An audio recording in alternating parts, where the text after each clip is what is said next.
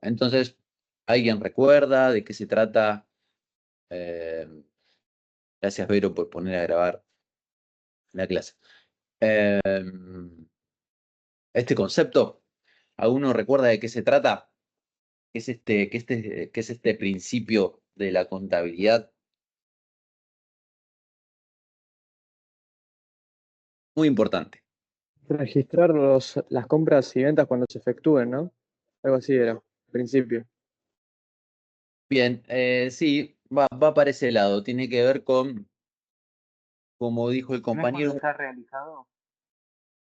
Ujú, sí, registrar las operaciones de resultados cuando estos se generan, más allá que esos resultados, ya sean ventas o compras, principio de devengado, se hayan efectivizado. ¿Qué es esto en términos prácticos? Bueno, cobrado o pagado. Eh, por ejemplo, no sé, recibo la factura del teléfono celular, eh, bueno, en el momento que la recibo, el servicio ya está prestado, la miro, no tengo objeciones acerca del importe facturado, bueno, necesito registrar contablemente ese resultado. ¿Esto quiere decir que la haya pagado la factura? No, no tiene nada que ver una cosa con la otra. Entonces, en ese momento que doy conformidad a la factura, bueno, registro ese resultado, ¿sí? Registraré una cuenta de resultados que bien podría llamarse servicios telefónicos, o la cuenta de resultado dada de alta en nuestro plan de cuenta que refleje esa situación, contra una cuenta de pasivo, ¿sí? ¿Por qué? Porque no pagué en ese mismo acto el servicio facturado. Pueden pasar 2 días, pueden pasar un mes, puede pasar un año, y recién ahí pago el servicio. Bueno, ese pago no va a involucrar un nuevo registro de resultados, porque yo lo registré en su momento cuando la prestación del servicio sucedió. Lo único que tendría que hacer en ese caso, bueno, es bajar el pasivo que tengo cargado en mi contabilidad, ¿sí? Pero no hay reconocimiento de resultados.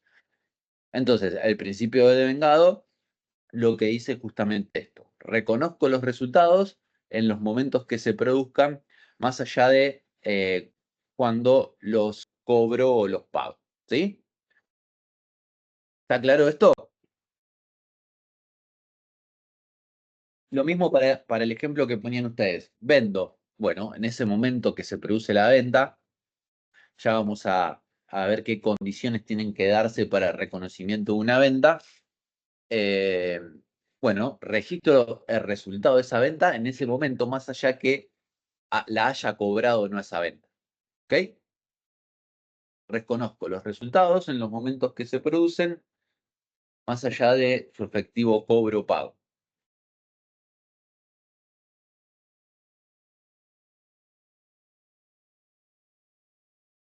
Bueno, ok.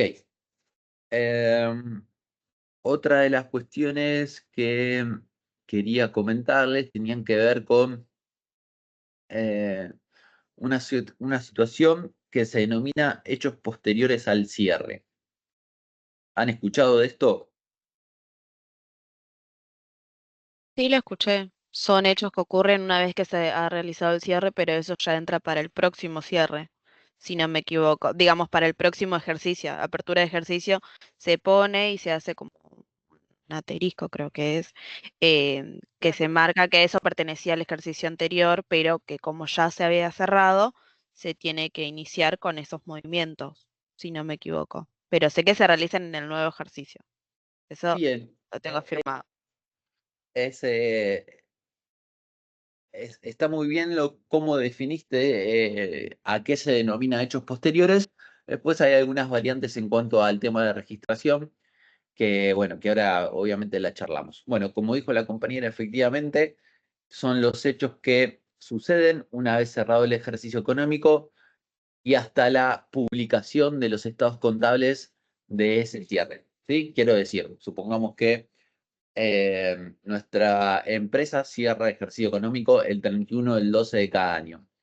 Una vez que se produce ese cierre, bueno, tenemos un tiempo determinado para emitir y publicar los estados contables correspondientes a ese cierre, ¿sí? Ese periodo va entre 3 o 4 meses. Entonces, durante ese periodo de 3 o 4 meses, bueno, obviamente la vida económica del ente continúa, ¿sí? Bueno, y todos los hechos que ocurren entre ese periodo se denominan hechos posteriores al cierre del ejercicio. Bueno, y como dijo la compañera, ahí pueden darse dos situaciones.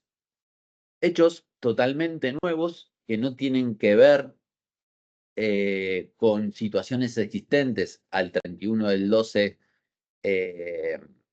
al 31 del 12, es decir, cierre del ejercicio anterior, pero en caso que esas situaciones sean lo bastante importantes como para mencionarlas, al menos en notas, a los estados contables del cierre del ejercicio anterior, bueno, se realiza de esa manera.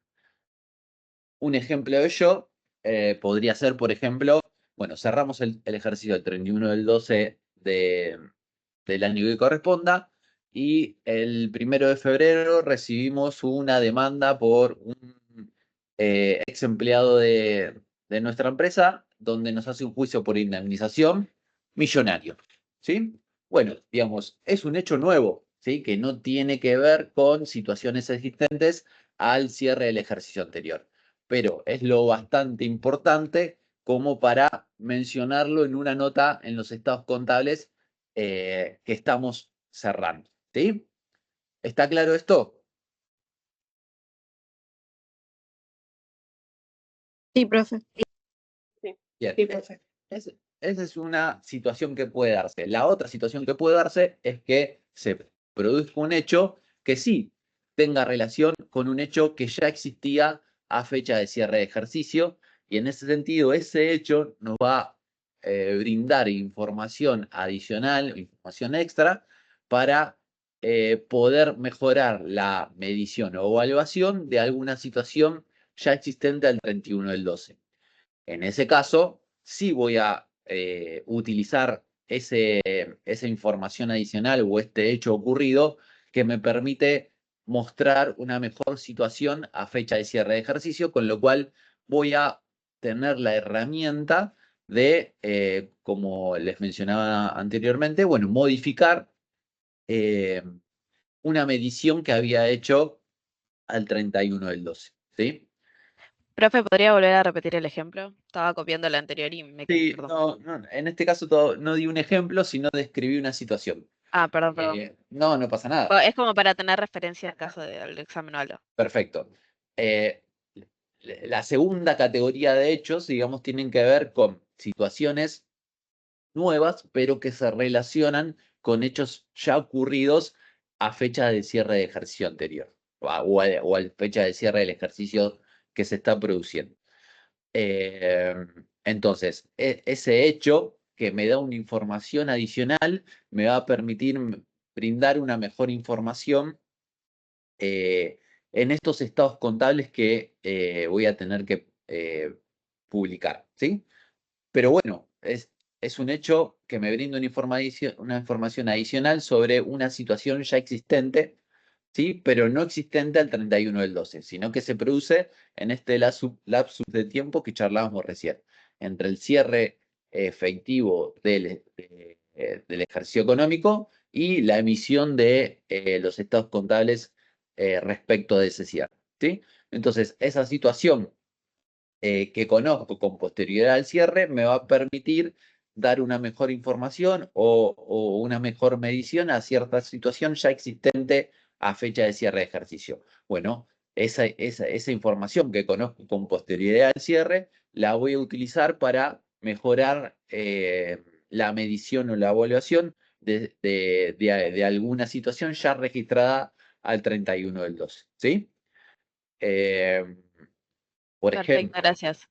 no, por Profe, favor. Un Sí, ejemplo, un ejemplo sería, digamos, que el juicio se hizo antes del cierre y que se ganó después del cierre. Sí, ahí lo que podrías hacer es, suponete, tenías un juicio ya conocido en este ejercicio que estás cerrando y, bueno, habías registrado una previsión.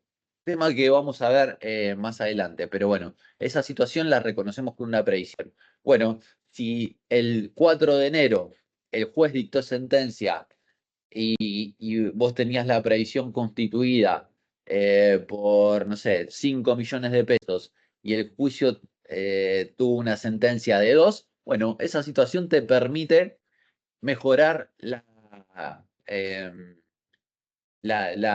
esa situación que ya tenías registrada el 31 del 12. Es decir, con la sentencia del 5 de enero, bueno, lo que a vos te va a permitir es modificar la evaluación de esa previsión registrada con fecha anterior al 31 del 12. ¿Sí? Podría ser un ejemplo esto que estás planteando. Sí. Entonces, en lugar de registrarla, dejarla registrada a fecha 31 del 12 por 5 millones, bueno, lo haríamos por 2. ¿Por qué? Porque tenemos la documentación o la certeza que el 2 de enero o el 5 de enero, no me acuerdo qué fecha dije, bueno, la sentencia quedó firme por tal monto. ¿Sí? Profe, una consulta, pero todos esos hechos posteriores al cierre, digamos, se puede modificar siempre que que el informe contable no haya sido presentado todavía, ¿o Obvio, no? por eso les mencionaba, ¿qué son hechos Claro. posteriores? Todo aquel hecho que transcurre entre el cierre de ejercicio y la publicación de los estados contables. ¿Sí? Obviamente, si ya los publiqué, no puedo modificar ninguna medición, lo haré con algo que vamos a charlar a continuación de esto. Ah, ¿Sí? perfecto. ¿Se puede aclarar algo después con las notas y los anexos? Sí, pero digamos, si vos publicaste ya tus estados contables, ya cerraste, digamos, esa ventana o ese periodo de agregar una nota a tus estados contables. Claro, ¿Sí? claro, Que perfecto. ya lo publicaste, están firmados por las autoridades de la empresa, los certificó el auditor externo, así que no hay posibilidad de modificar una cuestión ahí si el hecho ocurrió con posterioridad a la publicación de los mismos. ¿Sí? Claro, Profe, si claro. no me equivoco, igual eso se podría corregir con el siguiente ejercicio y eso se vería reflejado al año siguiente en lo que sería en la evolución del patrimonio o en el flujo de capital, si no me equivoco. O sea, no es algo que no se pueda arreglar, pero se vería arreglado a largo plazo. En el Exactamente. momento no lo puedo arreglar, ya que ya cerró un ejercicio y el otro ejercicio comienza. Ujú. Entonces no es necesario ni el anexo ni la nota, si no me estoy confundiendo mal, ¿no? Exactamente, lo corregiré en el próximo ejercicio. Sí, si los estados contables ya están publicados, es imposible modificarlo. Entonces, bueno, hay herramientas que nos van a permitir en el ejercicio siguiente modificar alguna cuestión de ejercicios pasados. Sí. Ok. Bueno, ¿estamos con los hechos posteriores al cierre? Sí, Bien, perfecto. Vamos un poco entrando en esta cuestión que también la vamos a ver con más profundidad casi en la segunda parte del curso, después del primer examen, que tiene que ver con esto que ustedes planteaban. Bueno, ¿cómo corrijo una situación que tengo registrada en algún ejercicio anterior? Bueno, la herramienta contable que nos permite hacer eso es una cuenta patrimonial, como decía la compañera ahí, que yo voy a ver ese cambio en el estado de evolución del patrimonio neto, y la cuenta que vamos a utilizar para corregir errores producidos en ejercicios anteriores es la cuenta ARIA, ¿sí? La cuenta ARIA es, digamos, una sigla que quiere decir ajuste de resultados de ejercicios anteriores. Ajuste de resultados de ejercicios anteriores, como les dije, es una cuenta de patrimonio neto.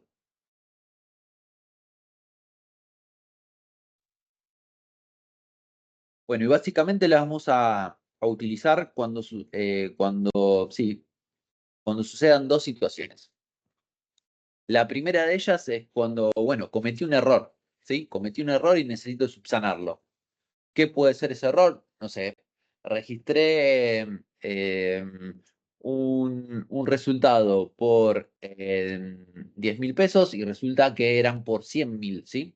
O sea, lo registré con un cero menos. Bueno, me doy cuenta en el ejercicio siguiente cómo lo corrijo con la cuenta área, ¿sí?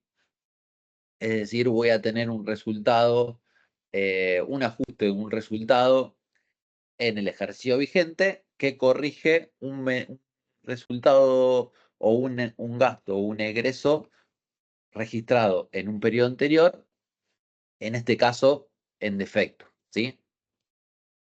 Es decir, esta cuenta patrimonial lo que va a hacer es, de alguna manera, bueno, va a ajustar los resultados acumulados del ente, en este ejemplo que planteamos, en menos, ¿sí?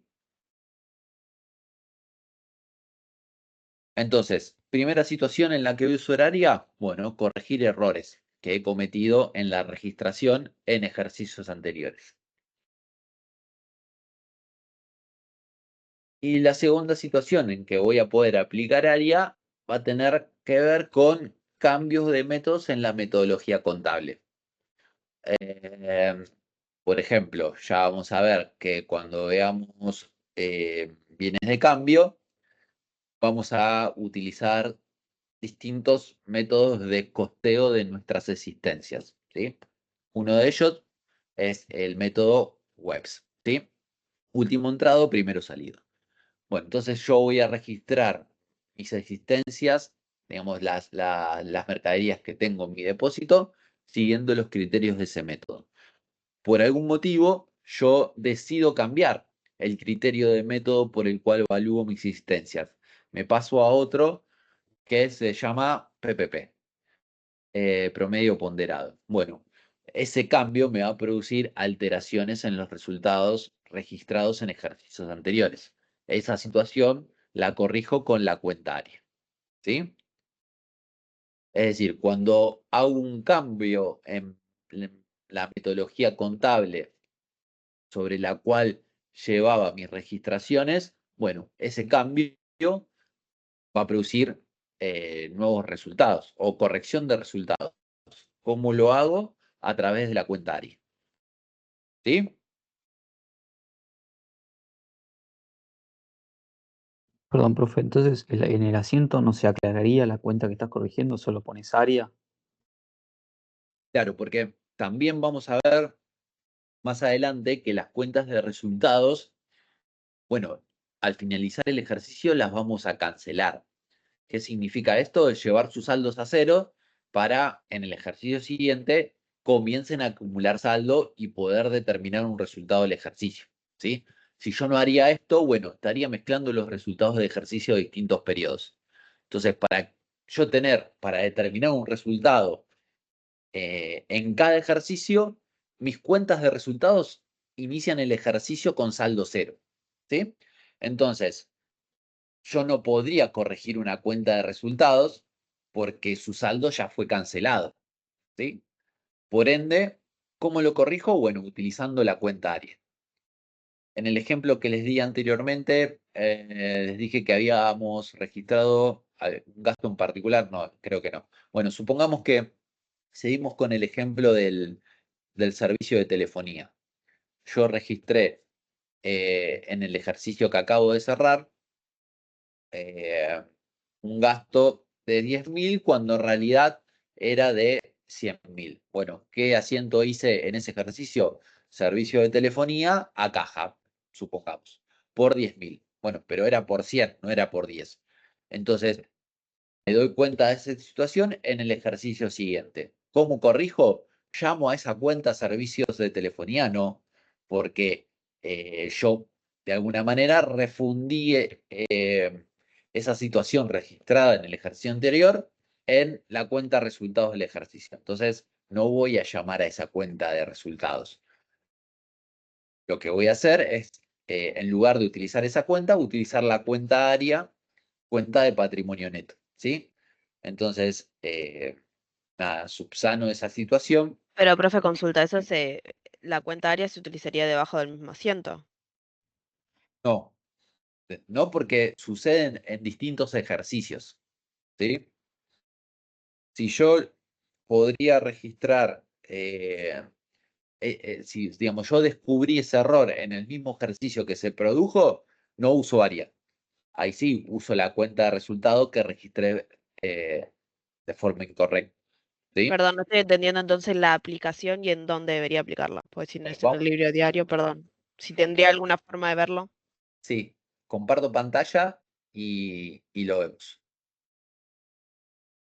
Vamos a abrir un Excel, así planteamos este caso que acabamos de charlar.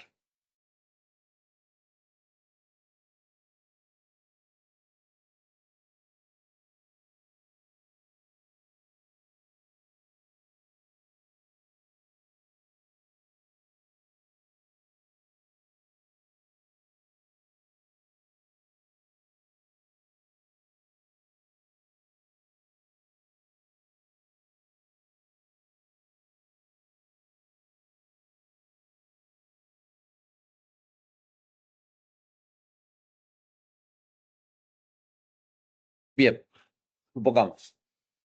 El 28 de diciembre, ven el Excel, ¿no? Sí, profe. Ahora sí. Perfecto. Sí. 28 de diciembre, vamos a decir, se recibe factura de telefonía por pesos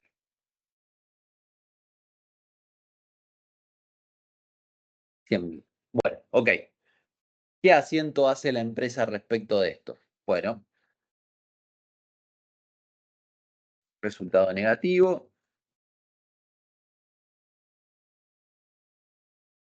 Servicios de telefonía. Y en lugar de registrarlo por 10, por 100, lo registra por 10.000 pesos. Contrapartida de eso, más pasivo, servicios a pagar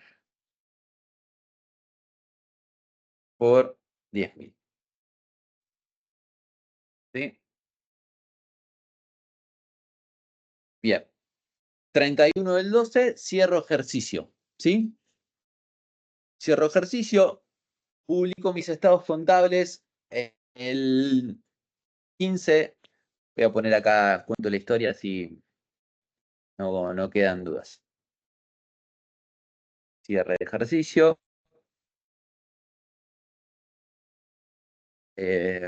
Vamos a tirar acá 15 de marzo. Acá sería ya del X1 para poner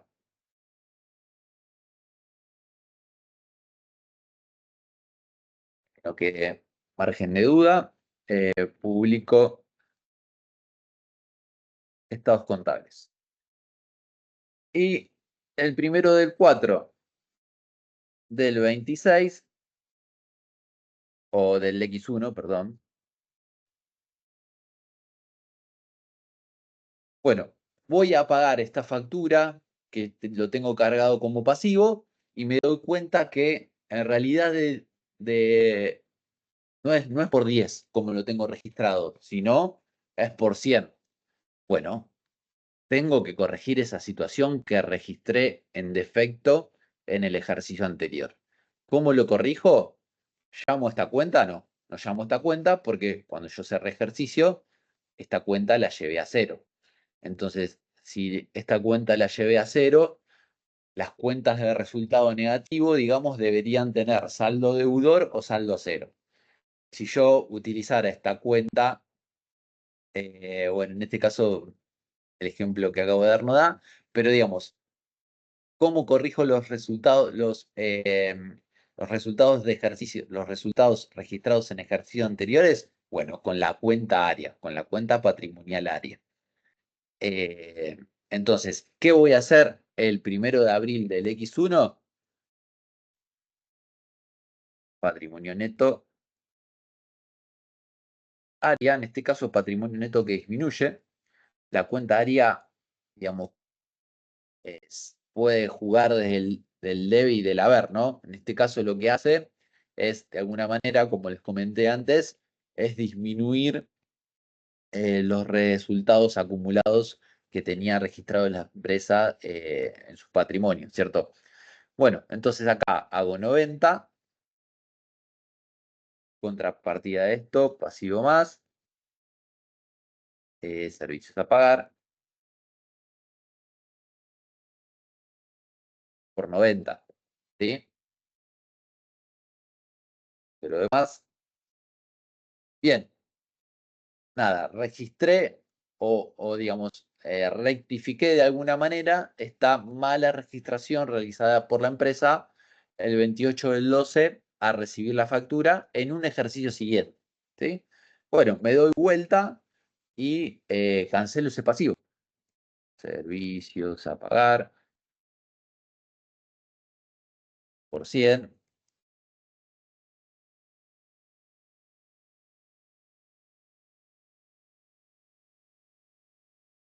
Supongamos que lo pagamos caja. ¿Ok? ¿Queda más o menos claro con el ejemplo? Sí. Profe. ¿Seguro? Sí, profe.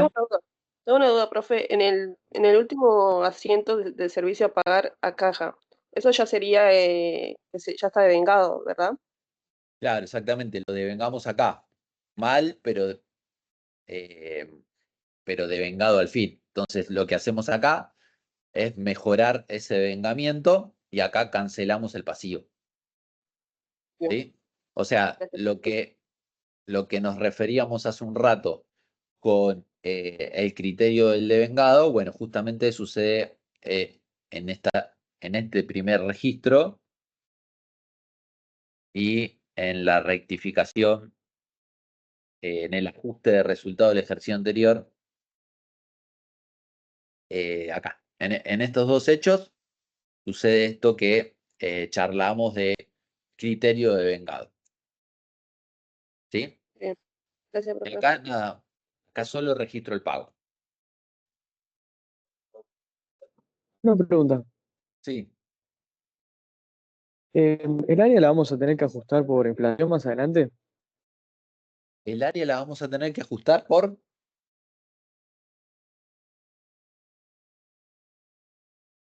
Inflación había dicho. por inflación. Sí, digamos, todas las cuentas de patrimonio neto son cuentas reexpresables. Ya vamos a ver también en la segunda parte del curso, ya casi finalizando la cursada, que, bueno, vamos a estudiar y analizar el método de ajuste por inflación. Todas las cuentas patrimoniales las vamos a ajustar. Todas las cuentas de patrimonio neto, incluido el área. Sí. Después cuando lo veamos, vamos a estudiar eh, qué cuentas contables o qué partidas son reexpresables y cuáles no. La cuenta área es una partida reexpresable.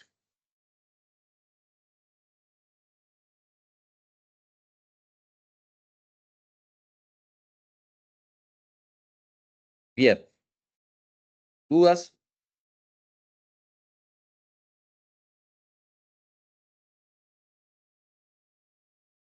¿Estamos bien con esto? Sí. Bueno, ok. Tenía una cuestión más que quería contarles, pero la vamos a obviar porque tampoco quiero sacarle mucho tiempo al tema que teníamos para hoy, que considero que es un poco más importante, ya que esto tiene que ver con repaso. Así que vamos a cerrar esto que nos había quedado pendiente de la clase acá y bueno, comenzamos con el tema que tenemos para hoy, que tenía que ver con eh, el rubro caja y banco, rubro de disponibilidades. ¿Sí? Voy a dejar de compartir esto.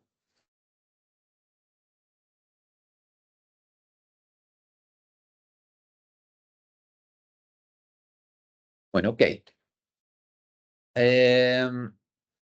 Entonces, rubro caja y banco, primer tema que nos ocupa de lleno en el temario de la materia. ¿Qué piensan cuando escuchan estas 3 palabritas, caja y banco?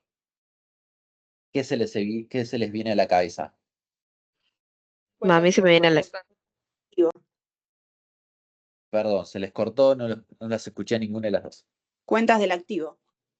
Bien, cuentas del activo, perfecto. El rubro caja y banco sin duda forma parte del activo. Pero con la mayor liquidez, digamos, Exactamente. caja es algo más líquido y el otro también, porque a pesar de que está en el banco, también es una de las cuentas del activo con mayor liquidez por el Perfecto. tema de las transferencias y todo eso. Excelente. Una de las principales características de este rubro tiene que ver con la liquidez, ¿sí? La liquidez que el rubro tiene, y esto tiene que ver con su poder cancelatorio, digamos, ¿sí? Digamos, es un rubro que tiene la facultad o la característica de poder cancelar obligaciones de forma inmediata. Eh, eh, bien, perfecto. ¿Qué más? ¿Qué otra cosa?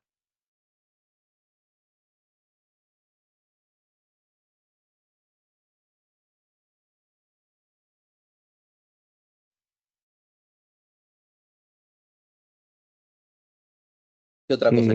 Podría ser que se pueden haber operaciones entre ellos, o sea, podés pasar plata que sea caja, o sea, efectivo al banco, y caja y plata que esté en el banco, la retirás y la tenés en efectivo, o sea, la tenés en caja.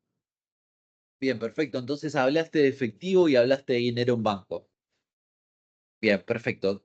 Son las dos cuestiones principales o, digamos,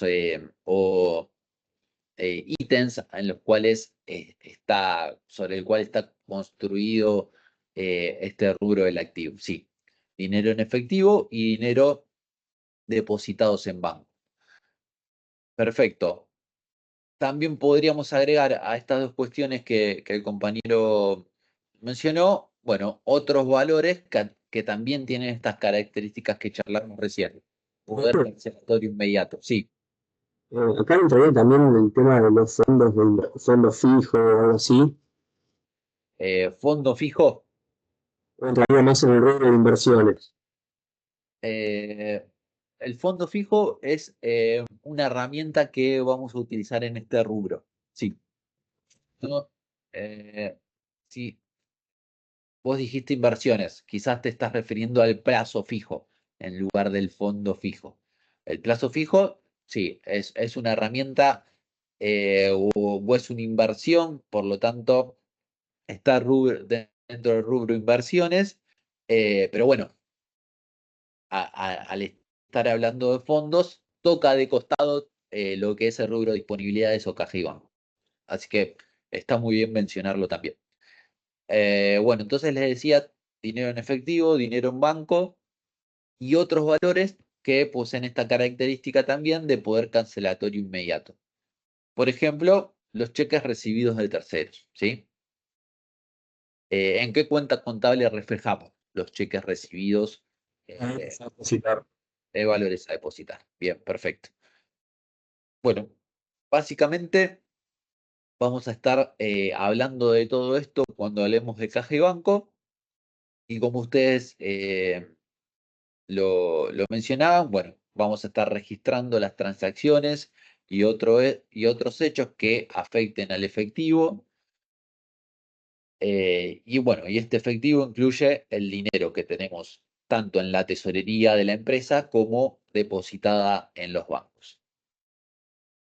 Eh, y las características que posee estos ítems que conforman el rubro caja y banco tienen que ver con esto que charlamos recién: liquidez y poder cancelatorio inmediato.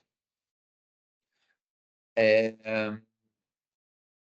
una buena práctica para, valga la redundancia, poner en práctica en este rubro tiene que ver con tratar de llevar el movimiento de efectivo a cero, ¿sí? Es decir, de alguna manera, bancarizar la mayor cantidad de operaciones que se pueda. Esto es reducir el uso del efectivo, esto es reducir el uso de, de fondos fijos, ¿sí? Como charlamos recién, que vamos a ver de qué se trata. Nada, tratar de llevar los movimientos de la empresa del efectivo a cero, ¿sí? ¿Para qué? Evitar cuestiones de pérdida de dinero, de errores a la hora bueno, de cobrar y dar vueltos, ¿sí? Errores humanos y pérdida de dinero, ya sea de hurtos o, bueno, por esto que les comentaba recién, equivocaciones producidas, por ejemplo, entre otras cosas, eh, al, a realizar devoluciones de dinero.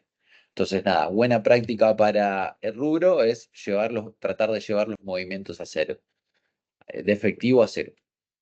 Eh, como cuestión general, también los costos relacionados con las transacciones de rubro, bueno, serán considerados resultados, excepto que tengan que ver con la adquisición de un activo, ¿sí? En el caso que tengan que ver con la adquisición de un activo, bueno, lo incorporaremos al costo del bien que corresponde, ¿sí? Mientras eso no suceda, eh, bueno, lo consideraremos un resultado negativo, ¿ok? Perdón, profe, no entendí. Por ejemplo, una comisión que nos cobra un banco por realizar determinada operación, bueno, esa comisión la registraremos como un resultado, excepto que tenga que ver con la adquisición, por ejemplo, no sé, de una maquinaria que estemos comprando para nuestra línea de producción. Si el pago de una comisión que, eh, que el banco nos cobró tiene que ver con la adquisición, en el ejemplo que di, de una maquinaria para instalarla en nuestra línea de producción, bueno, ahí lo que puedo hacer es no reconocerla como un resultado, sino incorporarla al valor del bien, ¿sí? Mientras tanto eso no suceda, bueno, serán todos resultados negativos. Profe, Sí, ¿qué también podría ser cuando, no sé, adquirís un robado, el gasto de patentamiento también? Como exacto. que, o sea, como que te impide la adquisición de ese activo, ¿no? Ese bien. Ujú. Sí, perfecto. Es tal cual así, como vos decís, ese es un ejemplo muy típico donde, bueno, ese gasto que está afrontando la empresa lo incorpora al costo del bien, en este caso al costo de rodado. ¿Sí? Otro caso típico son los fletes eh, que la empresa soporta para el traslado de adquisición de mercaderías. Bueno, el costo del flete lo incorporamos al valor de esas mercaderías que estamos adquiriendo. ¿Sí?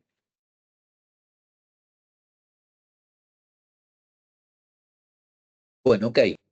¿Cuándo voy a reconocer eh, cuestiones que tienen que ver con este rubro? Bueno, cuando ocurren básicamente las cobranzas o los ingresos de activos al patrimonio neto, ¿sí? Cuando ocurren los ingresos de activos al patrimonio neto, bueno, estamos en condiciones de reconocer alguna cuestión que tenga que ver con el rubro caja y banco.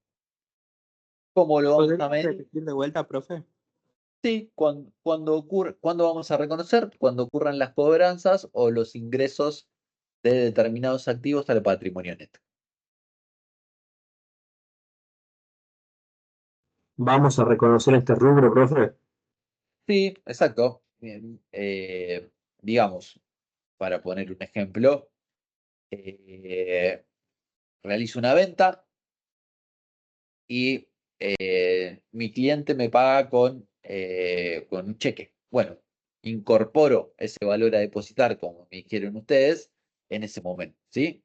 En el momento en que, debido a ese hecho ya ocurrido, bueno, el activo ingresa a mi patrimonio, ¿sí? Eh, ¿Y cómo lo vamos a medir? Bueno, por suerte es un rubro de medición sencilla, ya que vamos a medir todas las cuestiones que tengan que ver con caja y banco a sus valores nominales, ¿sí?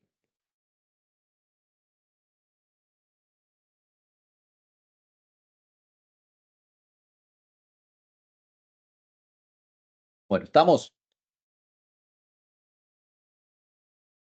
Un caso particular tiene que ver con el tratamiento que le vamos a dar a la moneda extranjera, si se quiere, ¿sí?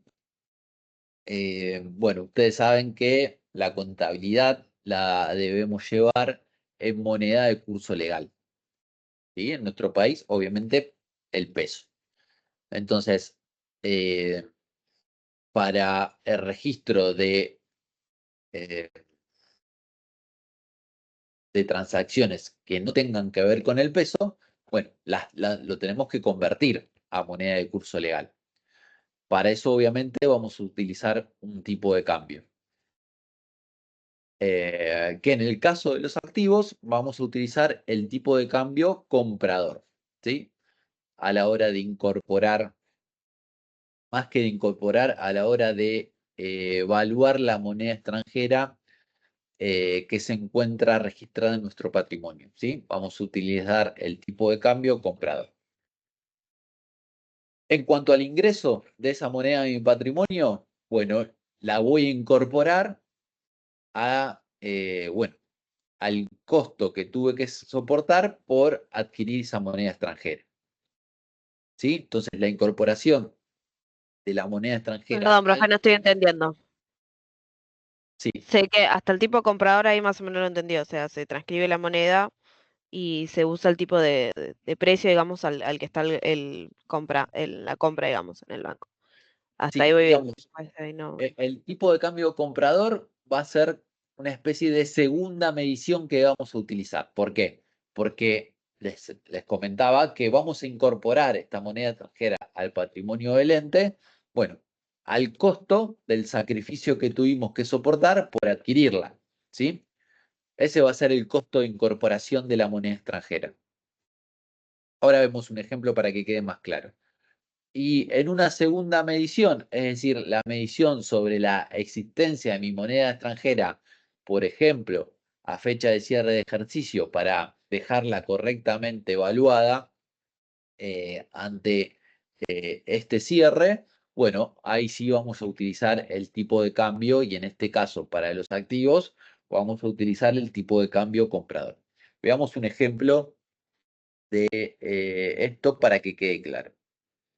Adicionalmente, yo les estoy hablando de moneda extranjera dentro del rubro caja y banco, pero esa definición va a estar dada teniendo en cuenta el objeto de adquisición de esa moneda extranjera. ¿Qué quiero decir con esto? Si, por ejemplo, para la compra de una maquinaria yo debo pagarle a mi proveedor en moneda extranjera, bueno, estoy adquiriendo esos dólares, supongamos, para cancelar esta obligación. Y en ese sentido, claramente es un ítem que va a conformar el rubro caja y banco. Ahora bien, si mi objetivo de adquisición de moneda extranjera tiene que ver con tratar de obtener un beneficio por la variación de ese tipo de cambio, bueno, en ese sentido, el objeto de la compra de esa moneda extranjera es otro, ¿sí? Por lo tanto, yo voy a incorporar dentro de rubro inversiones a esa moneda que estoy comprando con el objetivo de obtener cierta rentabilidad con la variación del tipo de cambio y no en el rubro caja y banco, ¿sí? Es decir, si adquiero la moneda extranjera con el fin de, de una operatoria comercial, bueno, esa moneda extranjera formará parte del rubro caja y banco. Y la adquiero con el fin de obtener beneficio o una renta en pos de la variación del tipo de cambio, bueno, en lugar de formar parte del rubro caja y banco, la expondremos en el rubro inversión. ¿Sí? ¿Queda claro esta salvedad? Sí, sí. Sí, profe. Bien. Sí, sí. Bien.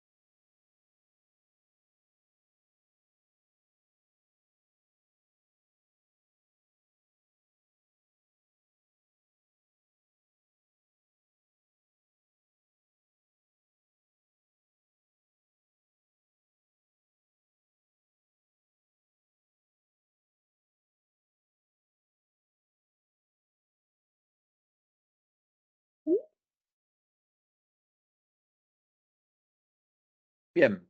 Entonces, tenemos esta situación. En marzo adquirimos $100 y para adquirir esos $100 invertimos 1.000 pesos por cada dólar. Ok. ¿Cómo registraríamos esta situación? ¿Qué acento haríamos?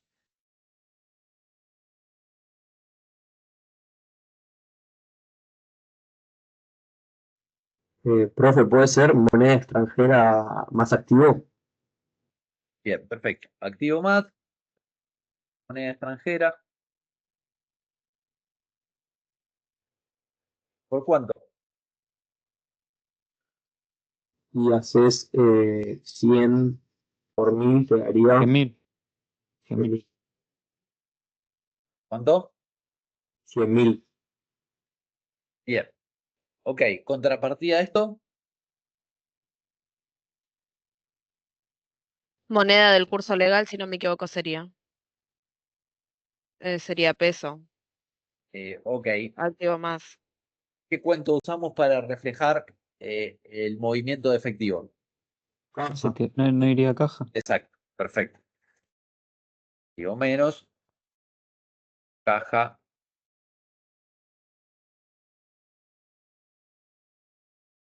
Ok, bien. Bueno, perfecto. Registré la operación de adquisición de los dólares. Me quedé con esos dólares porque suponemos que lo habíamos adquirido para la compra de mercadería, se cayó la operación. Bueno, me quedé con los dólares en mi patrimonio. Bueno, los tengo que dejar evaluados eh, correctamente a fecha de cierre de ejercicio. Mi cierre de ejercicio es el 31 del 12. Bueno, tengo que tomar un tipo de cambio para realizar la conversión de dólares a pesos. Como charlamos recién, bueno, voy a tomar el tipo de cambio comprador. ¿Sí? Fíjense que de los dos tipos de cambio tomo el menor. ¿Sí? Vamos a utilizar a la inversa para la medición de los pasivos. Para la medición de los pasivos vamos a utilizar el tipo de cambio vendedor. ¿Sí? Bueno, para los activos, tipo de cambio comprador. Entonces hago, bueno, tengo $100 en mi patrimonio, los comparo o le aplico el tipo de cambio al momento de fecha de cierre de ejercicio. Bueno, me da 135.000. ¿Qué opinan que debemos hacer con eso?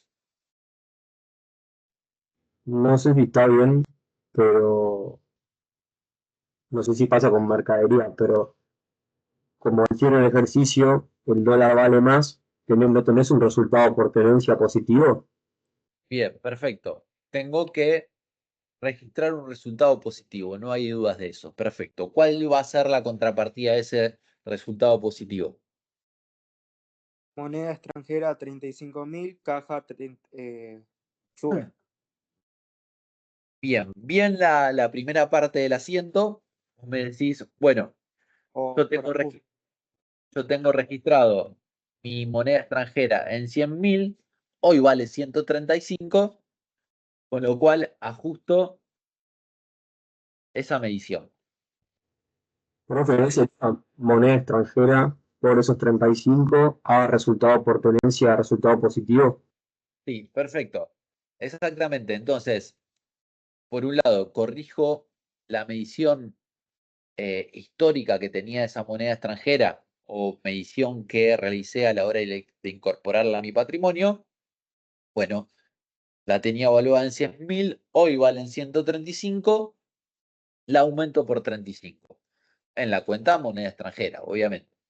Contrapartida de eso, claramente es un resultado positivo, que como dijo el compañero, puede ser resultado por tenencia. Yo voy a usar diferencia de cotización, cualquiera de las dos son correctas.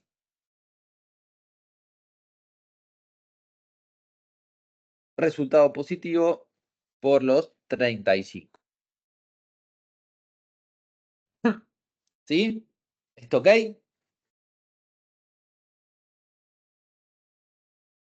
¿Está claro, chicos, esto? Sí, sí. Sí. Bien, entonces, primera instancia, incorporo la moneda extranjera teniendo en cuenta el sacrificio que tuve que hacer para adquirirla.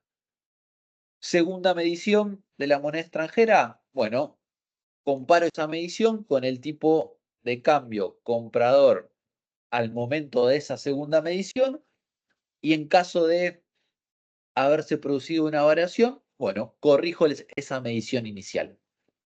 ¿Sí?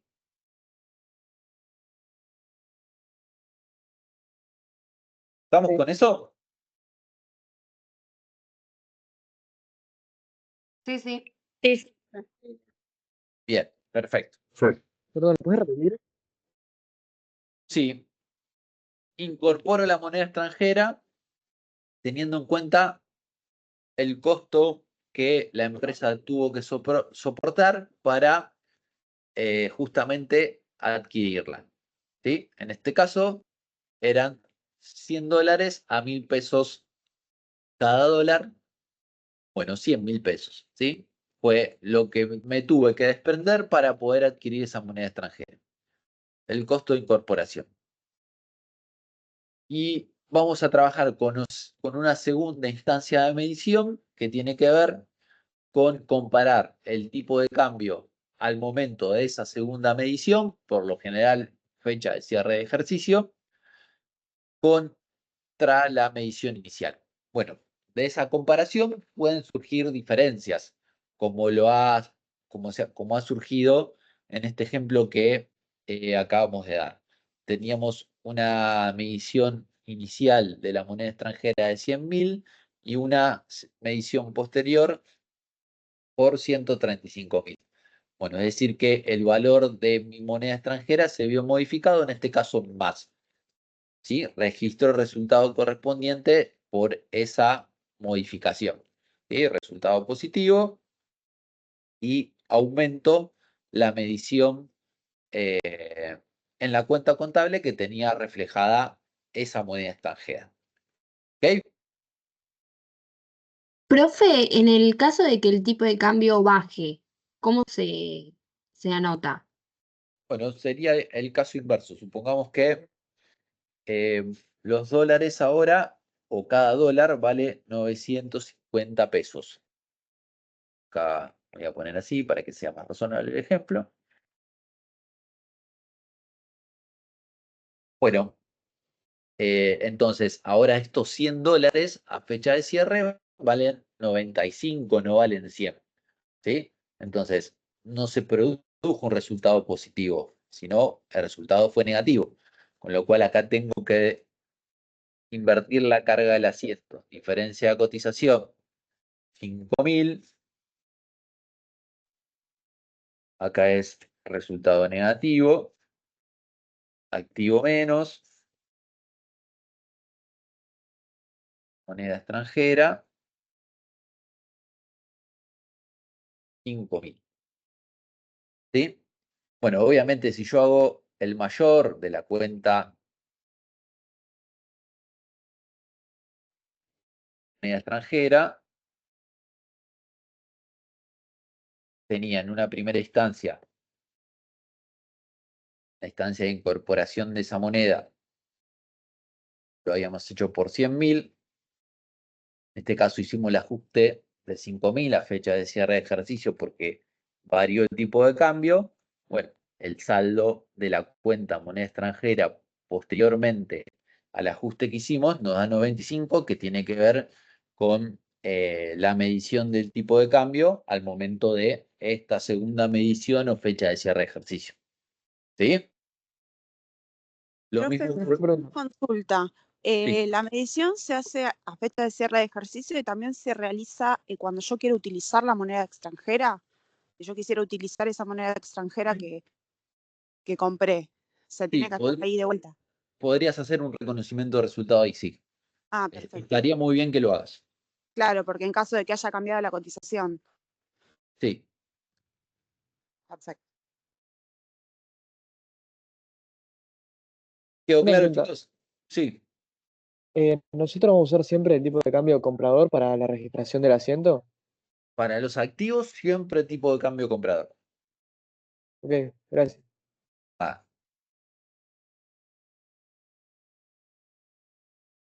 Profe, el segundo asiento es del 31, ¿no? sí. Acá modificamos el ejemplo en el sentido que alteramos la cotización del tipo de cambio, pero en el ejemplo que valía 135,95, este asiento es al 31 del 12, ¿sí? Porque es el dato que tenemos acá. Profe, para los pasivos usamos el tipo de cambio vendedor, ¿no? Exacto, sí. Gracias. Eso sigue una lógica de un criterio de prudencia en el sentido de, bueno, para los activos utilizo el tipo de cambio menor y para los pasivos el tipo de cambio mayor, ¿sí? Profe, una consulta, pero Sí. al momento de adquirir la moneda extranjera yo tengo que tomar el tipo de cambio vendedor para registrar, para hacer el asiento contable. Sí, no el tipo de cambio vendedor, sino esto que charlamos, el sacrificio que tuviste que hacer para incorporarla, porque es cierto que vos vas a comprar los dólares al tipo de cambio vendedor, pero también te van a cobrar una comisión seguramente. Entonces, no es solo el tipo de cambio vendedor. Por eso dije el sacrificio que tuvimos que hacer para la adquisición de esa moneda. Claro, ¿Sí? perfecto. Gracias. Por nada.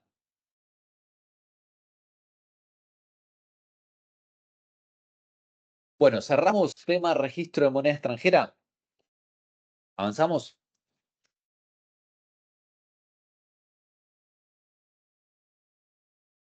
Sí, Estamos muy mal de hora. Bueno, ¿qué es un endoso? ¿Quién escuchó esa palabrita? ¿De qué se trata? Está relacionado al cheque. Sé que se habla del endosamiento de cheque, pero no me pregunté bien qué, porque le digo la verdad, no me acuerdo. ¿La corrección o no? ¿No es la corrección de un cheque cuando está mal confeccionado? Profe, consulta. Necesariamente uno puede salvar por una firma en el cheque, una cuestión formal de confección del cheque, pero no estamos hablando de endoso cuando sucede eso. Profe, el endoso no es cuando tenés un cheque recibido de tercero, entonces vos lo estarías, o sea, lo das vuelta y lo endosás, por ejemplo, para dárselo a un proveedor porque tenés tal deuda o algo que pagar. Bien, perfecto, exactamente. Es la cancelación de una deuda mediante la entrega del documento, que en la práctica, bueno, se ejecuta, como lo menciona el compañero, que es una firma en el revés del cheque, ¿sí? Entonces, el endoso, de alguna manera, es la cancelación de deuda mediante la entrega de un documento, ¿sí? Ok. Quien recibe ese cheque, bueno, lo puede depositar en su cuenta bancaria, depende de las características del cheque, pero por lo general depositarlo en su cuenta bancaria y obviamente acreditar los fondos depositados en la misma, ¿no? ¿Por qué motivo el banco nos puede rechazar el depósito de un cheque? Por sin fondos. Bien, la cuenta libradora de ese cheque no tiene fondos, por lo tanto, el banco nos rechaza ya sea que lo vamos a comprar por ventanilla para que nos den el efectivo o porque lo habíamos querido depositar para que se acrediten los mismos en nuestra cuenta bancaria. Exactamente, si quien libró el cheque no tiene fondos en sus cuentas, el banco lo va a rechazar y no lo va a pagar. Exactamente. ¿Qué otros motivos podrían suceder de por qué el banco nos podría rechazar? Porque está bien confeccionado. Bien, perfecto. Por errores formales en el cheque, también puede ser otro motivo. Sí, exactamente. Supongamos que eh, el cheque está librado a una persona en particular, mi apellido es con W, supongamos que lo escribieron en lugar de con W, con G. Bueno, el banco no me lo va a pagar. Es una cuestión formal a la hora de la emisión del cheque. Es un error que cometió quien lo confeccionó. Bueno, lo va a rechazar.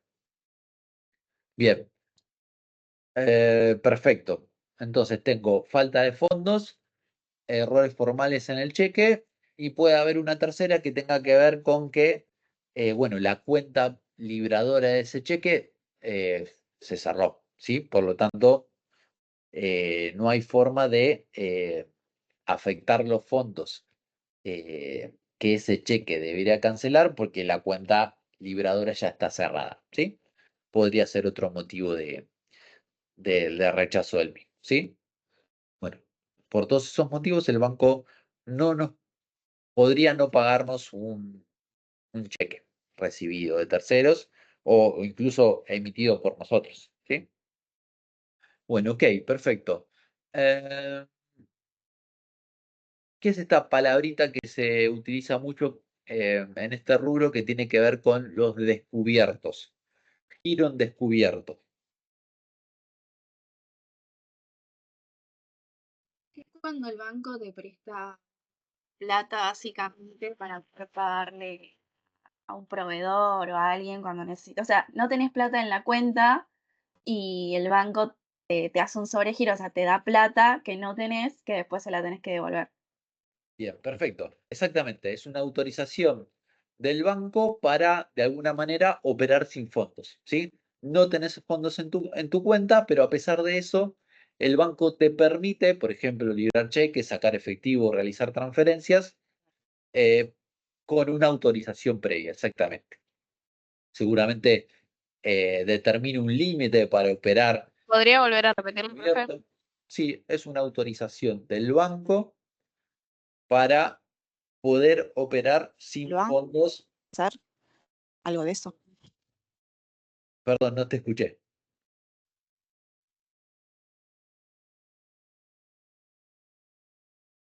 Quien quería decir algo que lo repita porque no escuché.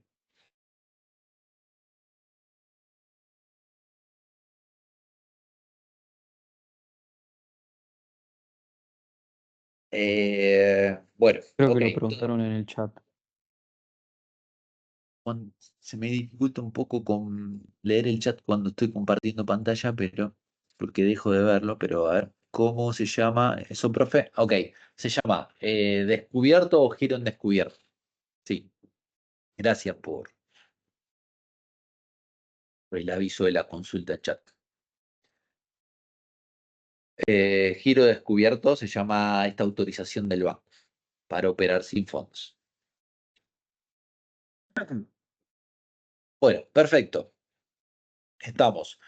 Otra operación típica que vamos a encontrar en este rubro tiene que ver con los descuentos de documentos, que toca también rubro crédito, así que lo vamos a volver a retomar cuando analicemos o estudiemos ese rubro. Pero bueno, básicamente lo que trata esta operación es, tengo un documento, por ejemplo, recibido de un cliente para cancelar una venta que realizamos. ¿sí? Ese documento, obviamente, documento a cobrar, tiene una fecha de cobro futura, ¿sí? Supongamos de acá a 3 meses. Bueno, yo necesito por mi operatoria comercial reponer la mercadería que le vendí a este cliente y el cual me entregó este documento. Necesito reponer la mercadería. Bueno, no tengo fondos para reponer la mercadería. Entonces, ¿qué hago? Le presento al banco este documento que recibí de terceros con una fecha de cobro futura. El banco me va a prestar plata, ¿sí? Por la presentación de ese documento. Supongamos que me la deposite en mi cuenta bancaria. Me hago de los fondos para darme vuelta y reponer la mercadería que le vendí al cliente, ¿sí? Un poco la lógica del funcionamiento de esta operación es esa, ¿sí? Tengo un documento con una fecha futura de cobro, necesito por tal motivo hacerme de fondos para la operatoria normal de la empresa, presento ese documento en el banco me adelanta los fondos y yo opero con lo que necesito operar, ¿sí? ¿Está claro esto? ¿Cuál sería la lógica del descuento de documentos? Ahora vemos cómo se registra, pero la lógica, Profe, sí, una consulta. ¿Y el banco te da el equivalente a ese documento y te cobra un interés también por darte la plata? sí, el banco seguramente me cobre un interés y además me cobre una comisión. Las dos cosas, sí. Pero bueno, me hago de los fondos pese a esto para poder seguir operando.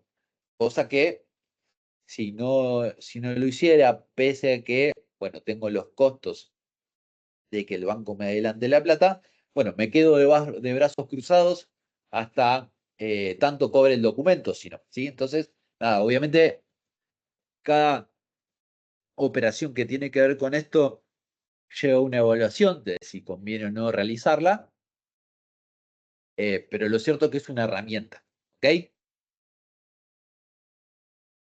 Perfecto, gracias. Veamos. Profe, perdón, ¿me podías volver a repetir eso? Lo de los documentos.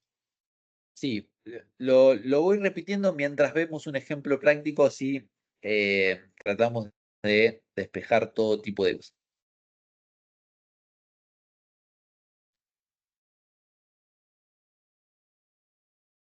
Sigo compartiendo el mismo Excel, el cual venimos con ejemplos. Bueno, supongamos, 1 de agosto,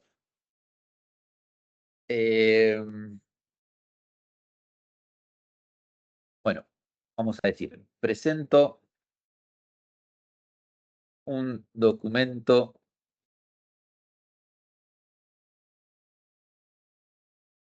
a cobrar ante el banco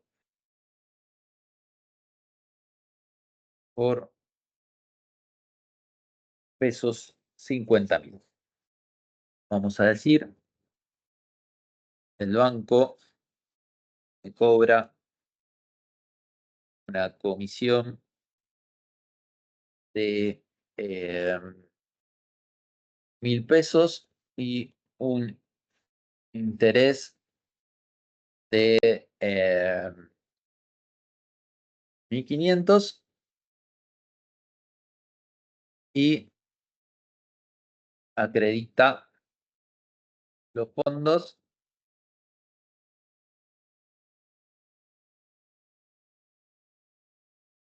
en mi cuenta bancaria. Ok. Bien. Hay que registrar esto. ¿Por dónde empezaríamos? Teniendo en cuenta todo lo que les acabo de comentar de esta operatoria. Y primero habría que rebajar el valor a La depositar. venta de mercadería. Supongamos que la venta ya sucedió y yo tengo en mi patrimonio este documento, este derecho a cobrar por 50, ¿sí? La venta ya la registré previamente. Y ahora, nada, tengo que reconocer esta situación de que presento el documento en el banco y el banco me da cierta cantidad de dinero. ¿Sí? Bueno, podría empezar a tratar de armar el asiento teniendo en cuenta los fondos que se me acreditaron en mi cuenta por la presentación del documento. ¿Sí? En ese sentido, ¿qué cuenta utilizaría? La cuenta banco. Bien, Aumentaría la activar, cuenta perfecto. Banco, cuenta corriente. ¿Por cuánto? por 47.500. Bien, perfecto. El banco me va a acreditar el neto, ¿sí? Es decir, ¿qué es el neto? Bueno, el documento era por 50 y me va a cobrar la comisión y los intereses, ¿sí? Y me va a acreditar el neto. Es decir, que voy a perder ahí, de acuerdo al ejemplo, 2.500 mangos. Bueno, entonces, en mi cuenta voy a tener un movimiento de 47.500. ¿Ok? ¿Todos lo ven a eso? Sí. Sí, profe. Bien, perfecto. Bueno, vayamos reconociendo estas cosas que el banco me quitó en el medio. Entonces, por lo primero tengo el reconocimiento de una comisión, que es un resultado negativo, comisiones bancarias por 1.000 pesos. Y por otro lado, voy a tener el reconocimiento de un interés pagado por adelantado, si se quiere, ¿sí? En este caso, era un activo, intereses pagados por adelantado por 1.500. Ok, ¿cuál va a ser la contrapartida de esto? Bueno, vamos a utilizar una cuenta regularizadora del activo que vamos a denominar documentos descontados.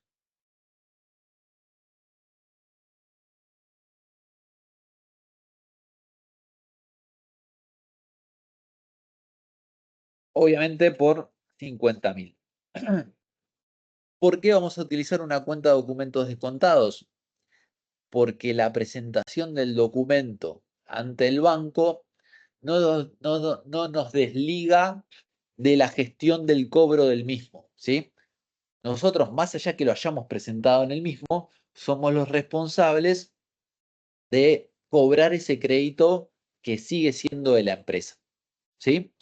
Con lo cual, yo no podría dar de baja ese documento a cobrar porque si lo doy de baja, lo dejo de tener en mi patrimonio y por lo tanto pierdo el control de los créditos que la empresa tiene, ¿sí?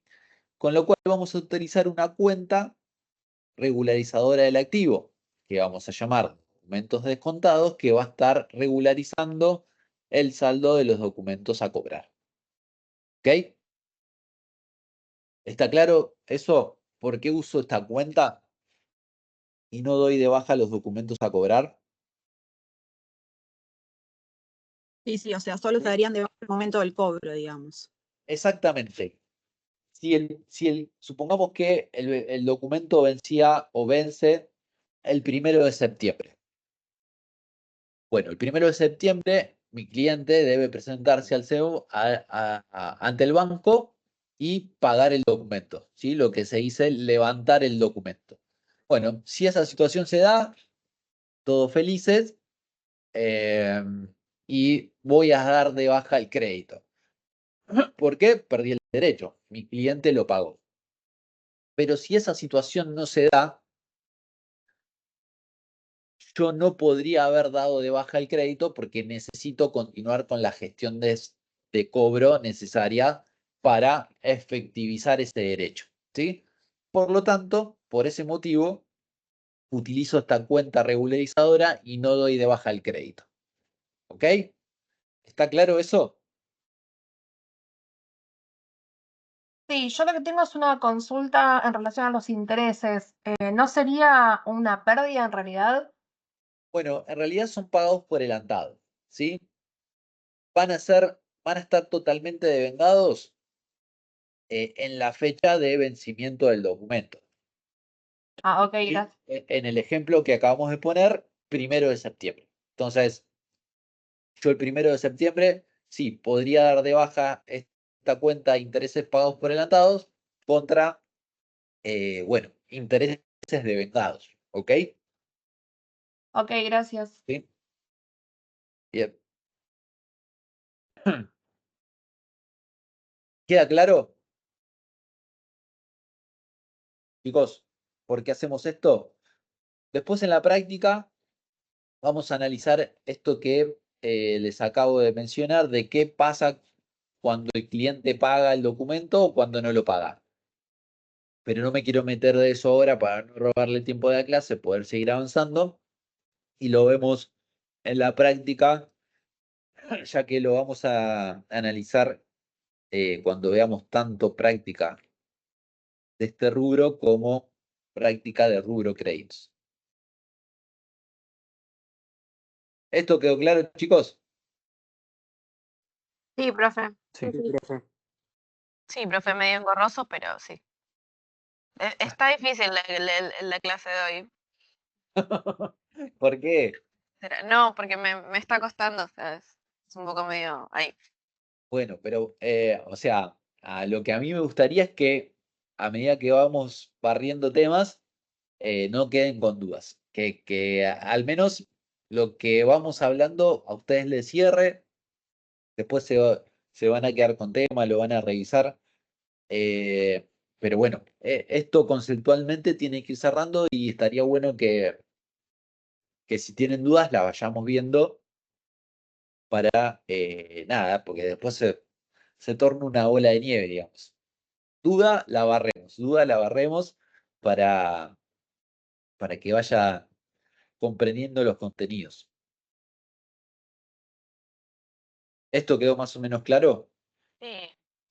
Después, como dijo, después en la práctica, bueno, se va bien.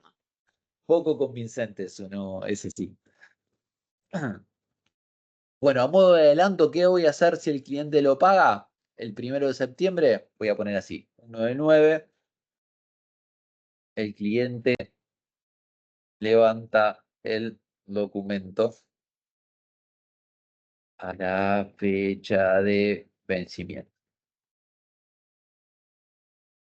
Bueno, voy a dar de baja esta cuenta regularizadora. Documentos descontados por 50. Y como perdí el crédito, activo menos, documentos a cobrar por 50. ¿Ok? Ese sería el asiento o el fin de la película si el cliente paga el documento. Si no lo paga, ya vamos a ver qué situaciones pueden darse en la práctica. ¿Sí? ¿Estamos bien? Sí, profe. Sí, profe. Sí, profe. Ok, perfecto. Bueno, eh, vamos a ver alguna otra cuestión que tiene que ver con el rubro que algún compañero ya lo había mencionado. Tiene que ver con los fondos fijos. ¿Qué son los fondos fijos?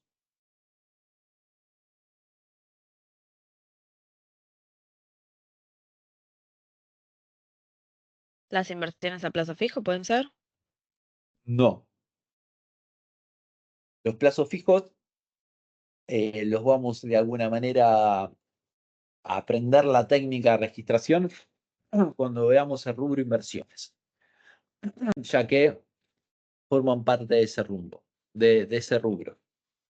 Igual algún ejercicio de caja y banco contempla el registro de plazos fijos porque nada, tiene que ver con la disminución de una disponibilidad para afectarlo a la inversión, así que algo vamos a ver, pero digamos es claramente un concepto de inversión y por lo tanto forma parte de ese rubro y no del de disponibilidades. No, los fondos fijos son otra cosa. ¿No es un ¿No fondo es que plata ya que está se tiene preestablecido? para algo fijo? Exactamente, sí. Es, digamos, dinero que se pone a disposición de determinado responsable en la empresa para un uso particular. ¿Qué diferencia tiene de tratamiento este tipo de fondos con el resto de la operatoria normal de la empresa? Bueno, es que se utilizan para la realización de gastos menores, ¿sí? Y por ende, como se trata de gastos menores, bueno, tienen un menor control administrativo, una menor carga administrativa para efectivizar esos gastos, ¿sí? ¿Qué quiero decir con esto? Si vamos a comprar mercaderías, vamos a hacernos de stock para realizar las ventas de la operatoria de la empresa, bueno, ese proceso de compras lleva una carga administrativa compleja de autorizaciones y demás cuestiones.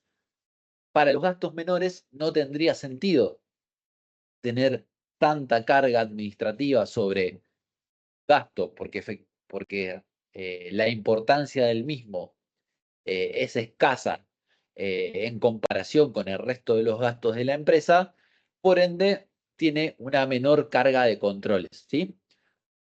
Por ejemplo, un gasto típico a realizar por el fondo fijo es un gasto de librería, ¿sí? Es decir, compro lapiceras para el departamento de comercialización, ¿sí? Bueno, ese tipo de gastos que hacen referencia a gastos menores se realizan mediante esta modalidad que es de fondos fijos, ¿sí? Y de alguna manera esto es poner a disposición de un responsable determinada cantidad de dinero para realizar este tipo de gastos menores y de alguna manera darle dinamismo a la operatoria de la empresa, ¿sí? ¿Se entiende cuál es el objeto? Sí, profe, ¿es lo mismo que la caja chica? Es la caja chica, exactamente. Sí. Ok. Bueno, estos fondos pasan por tres momentos, ¿sí? El primer momento tiene que ver con el de la constitución, es decir, poner a disposición de un responsable determinada cantidad de dinero, ¿sí? Obviamente, para poner a disposición, la empresa saca el dinero de algún lado. Esto puede ser, bueno, reduce su efectivo disponible, es decir, baja caja, o hace una transferencia a responsable del fondo fijo, en ese caso baja bancos, ¿sí? Y como contrapartida de eso, da de alto un activo, que es fondo fijo, ¿sí? Entonces, al momento de constitución o al momento de esta primera situación en la vida de un fondo fijo, bueno, la registración será activo más fondo fijo. La contrapartida de eso va a tener que ver con desde dónde puso a disposición ese fondo fijo la empresa, ya sea desde el efectivo, en ese caso será caja, o de los fondos depositados en el banco, en ese caso será activo menos banco cuenta corriente. ¿Ok? ¿Estamos bien con eso? Sí. Bien. Bien, perfecto. El segundo momento en la vida de un fondo fijo tiene que ver con la rendición. Bueno, le adelantamos al responsable del fondo cierta cantidad de dinero. Él va gastando, en algún momento tiene que rendir, ¿sí? Porque no es que le regalamos los fondos, sino simplemente se los adelantamos para ejecutar este tipo de gastos menores. Entonces él luego debe rendir con comprobantes lo efectivamente gastado, ¿sí? Entonces hace una rendición. Supongamos que le dimos, no sé, 100.000 pesos para realizar gastos. Bueno, nos presentó un ticket por gastos de librería, en el ejemplo que dimos, de 90.000, ¿sí?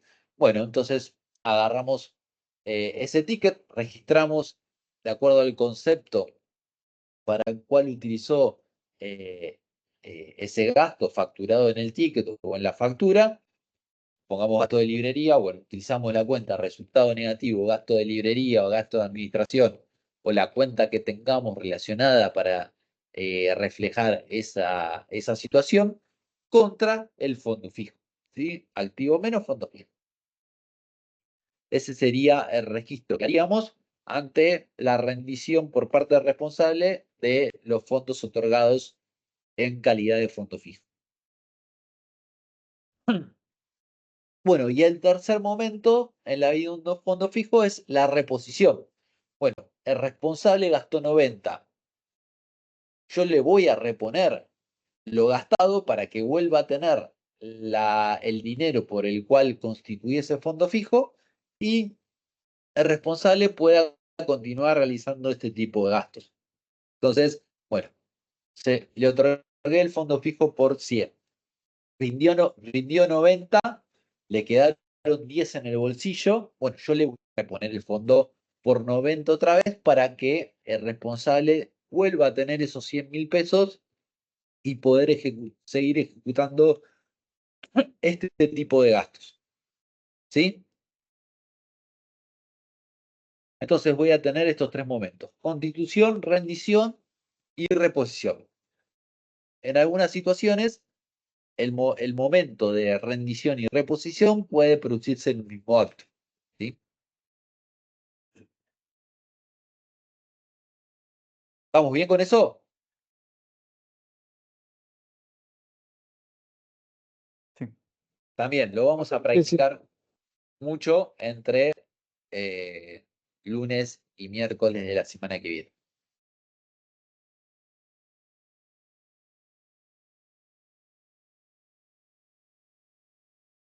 Bueno, bien. El rubro tiene dos grandes controles internos. ¿Sí? El primero de ellos son los arqueos. El segundo es la conciliación bancaria. Bueno, vamos a aplicar este control de arqueos básicamente para medir o dejar correctamente evaluado todo lo que tenga que ver con el efectivo. ¿Sí? Y a grandes rasgos uno podría decir, bueno, es la cuenta caja y son todas estas cuentas de fondos fijos que la empresa puede otorgar a distintos responsables. ¿Sí? Entonces, bueno, ¿cuándo vamos a aplicar o a qué le vamos a aplicar estos métodos de arqueo? Bueno, básicamente al efectivo de la empresa.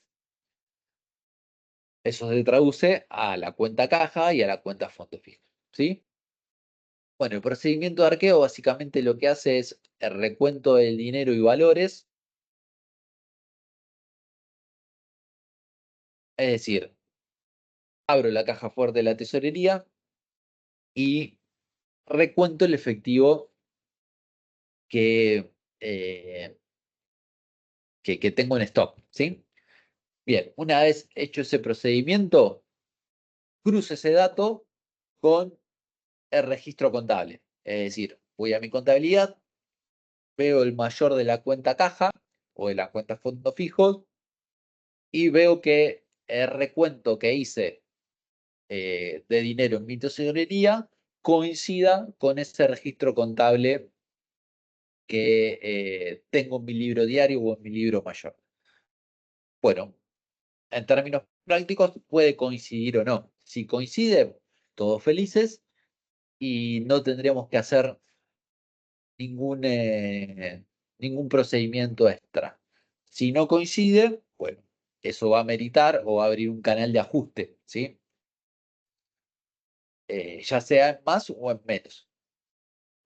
Si es en más, registraré un resultado positivo, es decir, si tengo más dinero en mi tesorería que lo que hice en mis registros contables, y si tengo menos dinero en mi tesorería de lo que hice en registros contables, bueno, registraré un resultado negativo, ¿sí? Básicamente lo que hace el proceso de arqueo es eso. Recuento del efectivo que posee la empresa, comparación con los registros contables. En caso de que de esa comparación surjan diferencias, bueno, las ajusto. ¿Sí?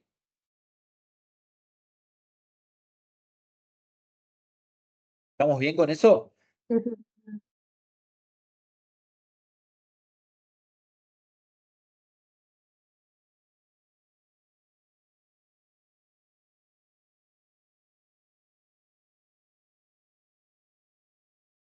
¿Hay dudas con esto, chicos? No, profe. No. Bien, No, profe. perfecto. Profe, consulta. Sí, adelante. Toda esta información y todo este contenido que vos nos estás brindando, ¿está en el libro que nos dijiste? Sí. Perfecto. Está todo expresado en contabilidad básica de Enrique Fowler Newton. Quizás no en estos términos que estamos charlando, pero obviamente está ahí. Y bueno, y obviamente se quedan con la clase grabada para poder revisar cualquier cuestión que quieran revisar. Y adicionalmente, bueno, vamos a estar practicando también todas las cuestiones que hemos charlado, bueno, con las clases destinadas para este rubro, que son lunes y miércoles de la semana que viene. Así que nada, vamos a fortalecer todo lo que hoy conversamos con la práctica de lunes y miércoles. Pero bueno, básicamente, si realizo un arqueo de la cuenta caja, bueno, cuento todo el efectivo que poseo en la empresa, lo cruzo con la información en mi mayor contable de dicha cuenta. Si coincide al centavo, todos felices. Si no coincide, registro un resultado y ajusto la cuenta pertinente. Es decir, si supongamos que tengo una diferencia de 10 pesos de más en el arqueo que en mi contabilidad, bueno, registraré un aumento de la cuenta caja dije 50, por 50 pesos, contrapartida de eso, resultado negativo de 50 pesos. Si los 50 pesos me faltan en mi tesorería, es decir, que los registros contables muestran un valor superior al arqueo realizado de los valores, bueno, el asiento será el contrario al que comentaba recién. Resultado negativo, faltante de caja, 50 pesos. Contrapartida de eso, activo menos caja, 50 pesos. ¿Sí?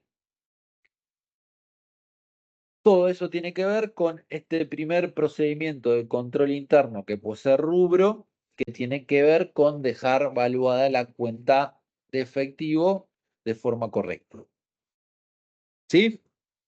¿Estamos bien con eso? Sí. Bien, bárbaro. Segundo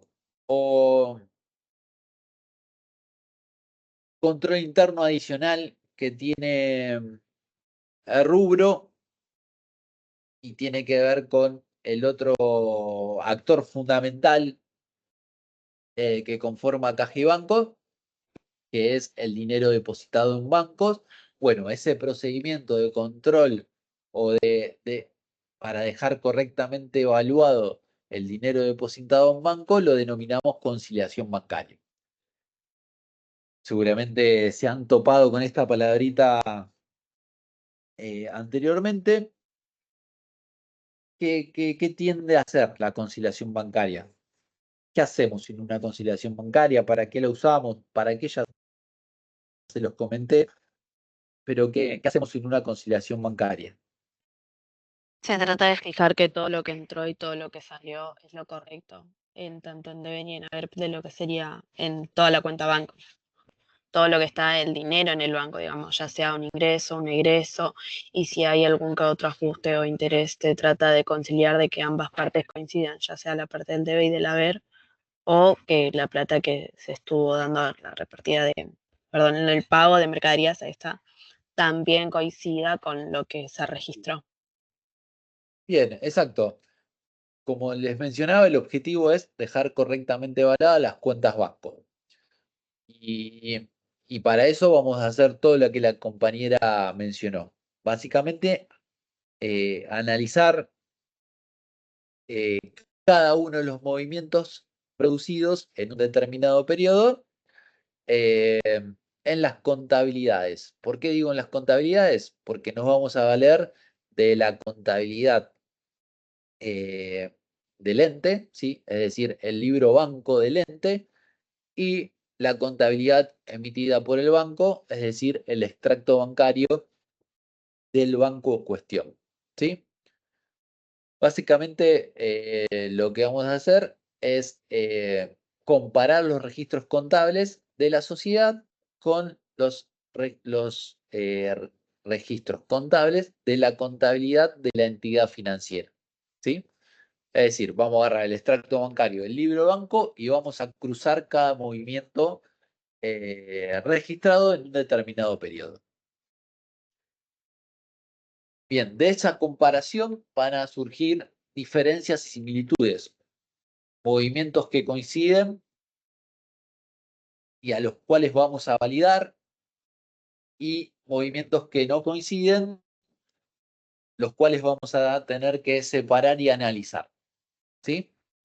Entonces, de ese primer cotejo de contabilidades van a surgir diferencias y similitudes. Las similitudes las validamos, las diferencias las vamos a analizar. Y en ese sentido, para ese análisis, bueno, vamos a armar una hoja de trabajo al cual podremos llamar conciliación provisoria, con estas diferencias que hayamos detectado de este cruce de información, y las vamos a clasificar. Vamos a clasificarlas en dos grandes rubros a esas diferencias detectadas. Las primeras las vamos a llamar diferencias transitorias y a las segundas las vamos a llamar diferencias permanentes. ¿Cuáles van a ser diferencias transitorias? Aquellas que se van a subsanar con el mero transcurso del tiempo, ¿sí? Es decir, que no vamos a tener que plantear ningún ajuste contable para que esa diferencia se subsane. ¿Ok? Digamos, va a dejar de ser diferencia con el correr del tiempo, ¿sí? En cambio, aquellas diferencias que planteemos como permanentes, bueno, van a requerir de un ajuste contable por parte del ente, ¿sí? Es decir, que para que se corrijan, para que dejen de ser diferencias, bueno, vamos a tener que hacer alguna práctica de registro en nuestros sistemas contables. ¿Ok? ¿Estamos con eso? Sí. Bien, entonces, en esta primera hoja de trabajo que vamos a tener, vamos a volcar todas las diferencias y las vamos a clasificar en transitorias o permanentes. Las permanentes, bueno, van a requerir de un ajuste contable. Entonces, repasando todo lo comentado acerca del procedimiento de conciliación bancaria, primera situación con la que me voy a encontrar es esta comparación de los registros contables entre el libro banco y el extracto bancario. Armado de hoja de trabajo y vuelco allí todas las diferencias y las clasifico en transitorias y permanentes. Aquellas que clasifiqué permanentes, bueno, van a requerir de un ajuste contable. Y por ende, cuando hago el ajuste contable, desaparece tal diferencia. Y último, entonces, la última instancia en este proceso de conciliación bancaria sería armar la hoja de trabajo o conciliación definitiva, en donde voy a volcar solo aquellas diferencias que clasifiqué como transitorias y que no requieren ningún ajuste contable, ¿sí? Entonces, las detallo en esa... Disculpe, profe, ¿podría volver a repetir? Armar hoja de trabajo, ¿cómo dijo? Permanente no.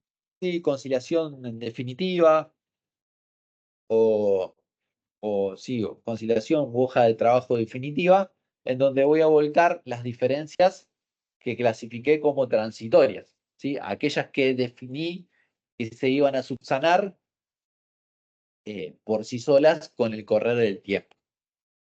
¿Sí?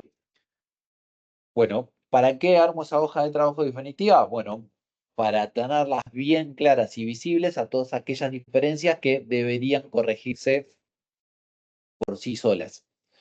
Entonces, primera situación, cruzo información entre contabilidades. Segunda situación, armo la hoja de trabajo provisoria donde vuelco todas las diferencias.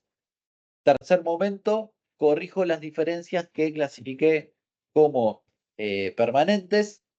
Cuarto momento, armo la hoja de trabajo definitiva con las diferencias que clasifiqué como transitorias. ¿Sí? Esa sería la descripción del proceso paso a paso de la conciliación bancaria.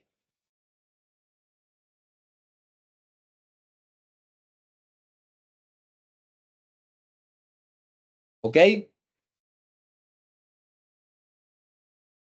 Sí, ¿Quedó profe. más o menos Sí, claro qué profe. vamos a tener que hacer cuando hablamos de Sí, conciliación bancaria? ¿Sí? sí. Después, nada, como les dije, vuelvo a ser reiterativo, vamos a practicarlo mucho lunes y miércoles, pero bueno, yo les quería un poco esquematizar de qué se trata esto. ¿Sí? ¿A alguno le quedó una duda de conciliación bancaria? ¿De cómo sería ese proceso? No, profe. Ok. ¿Dudas de alguna cuestión que hayamos visto durante la clase de hoy?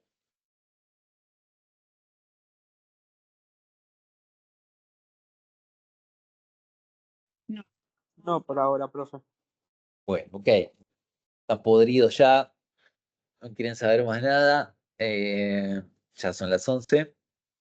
Así que, bueno, vamos a cerrar acá. La seguimos mediante campus. Si necesitan aclarar cualquier cuestión antes de la clase de lunes. Y si no, ya nos encontramos el lunes en el aula para empezar a hacer ejercicios que tienen que ver con el rubro que soy. ¿Sí? ¿Estamos? Sí, profe. Bueno, ok. Em, perfecto. Bueno, que tengan lindo finde y cualquier cuestión que necesitan resolver antes del lunes nos escriben por campus o por mail. ¿Sí? Gracias, profe. Chao, hasta luego. Que tengan un buen fin. Gracias, Gracias, profe. profe. Profe. Hasta luego. Gracias. Chao, profe.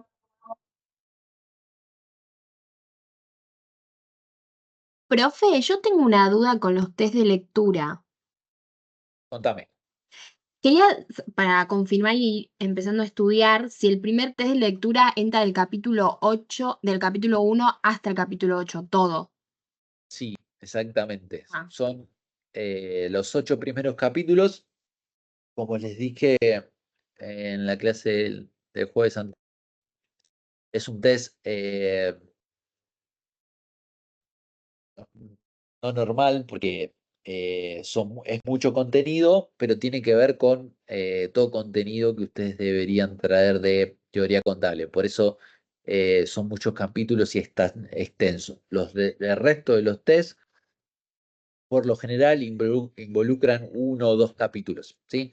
Este es particular porque, bueno, tiene que ver con 2 temas de repaso y es mucho contenido. Como también les dije, enfóquense en las cuestiones que charlamos en las clases. ¿Sí?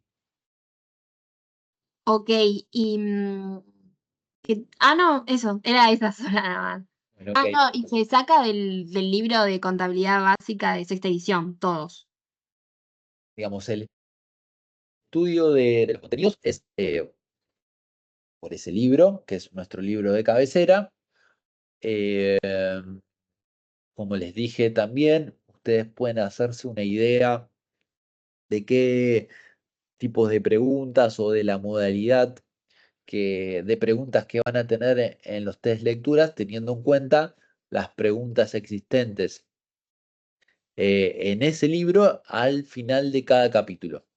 si vieron el libro de Enrique Fowler Newton, al finalizar cada capítulo, bueno, hace una serie de preguntas teóricas de pequeño desarrollo o de justificar alguna información. Bueno, las preguntas van a tener esa lógica o esa modalidad, ¿sí?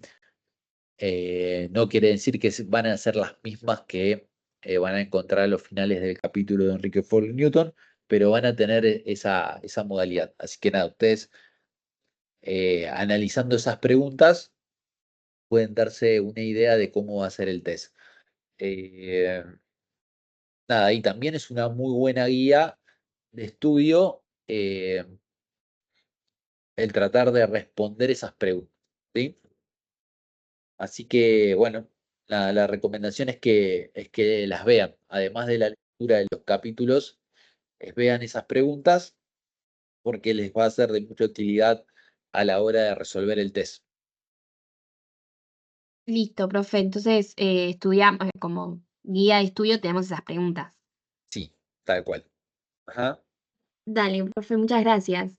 No, por favor. Buen fin de. Igual para todos.